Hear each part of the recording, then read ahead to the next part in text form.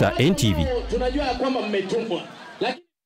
Azimio la Umoja One Kenya coalition leader Raila Odinga will tomorrow give his position over the report by the National Dialogue Committee (NADCO) when he leads a parliamentary group meeting for all allied lawmakers. Meanwhile, talks are beginning to form over how some of the clauses shall be implemented, with questions on whether a referendum is unavoidable. Here's NTV's senior political affairs reporter Ibrahim Karanja with the details.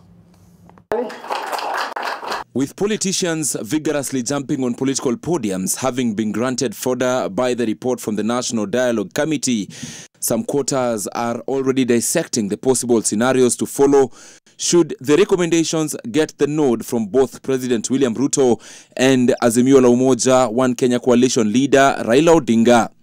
In the recommendations are a myriad of issues which experts say will not require much aside from an endorsement by Parliament that will simply make them done deals. Recommendations that do not require a referendum include the audit of the 2022 electoral process, the restructuring and reconstitution of IEBC, and the electoral legal reforms. However, proponents of the report are likely to face a headache in implementing amendments espoused in Article 255 of the Constitution under the Basic Structure Doctrine. The article on amendments to the Constitution provides that some of the proposed amendments shall be approved by a referendum if the amendment relates to any of the following matters. They include the supremacy of the Constitution, the territory of Kenya, the sovereignty of the people, the national values and principles of governance, the Bill of Rights, the term of office of the President, the independence of the judiciary and the commissions and independent officers, the functions of Parliament, the objects, principles and structure of devolved government, and the provisions of this chapter. According to lawyer Charles Kanjama, while some recommendations may seem to outrightly touch on some of these articles, they may be a subject for interpretation. There is a principle in constitutional law called amendment by infection. So you don't directly amend that provision that requires a referendum. Those are the ones we call entrenched provisions. But you introduce an amendment somewhere else that affects an entrenched provision. So that in those cases, it's neither clear, it's not completely clear that this is an amendment that requires a referendum. It requires interpretation.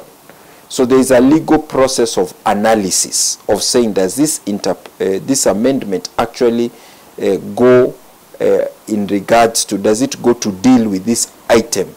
The extension of the period to hear and determine a presidential petition, entrenchment of state offices such as that of the Office of Prime Minister and Office of the Leader of Official Opposition, the recommendation for senators to serve a term of 7 years being key among the issues that may see the recommendations subjected to a vote. So for purposes of avoiding a risk of those amendments being declared unconstitutional, those who are proposing them are likely to recommend, let's just do a referendum to avoid the ambiguity. And should the clauses actually lead to a referendum, then another big headache lies ahead on whether there shall be one question asked or a series of questions, the courts already having pronounced themselves on the matter in the BBI case. Where you want amendment of the Constitution on several distinct entrenched provisions, you need to have several distinct questions. So there's no requirement that you can only have one question. So you can choose to have 2, 3, or 4 questions as the case may be. But if you roll them together into one question, then you may fall afoul of that constitutional test that was established in the High Court and Court of Appeal, and where the Supreme Court was not very clear on the matter. So there is a bit of ambiguity that will be the subject of future litigation.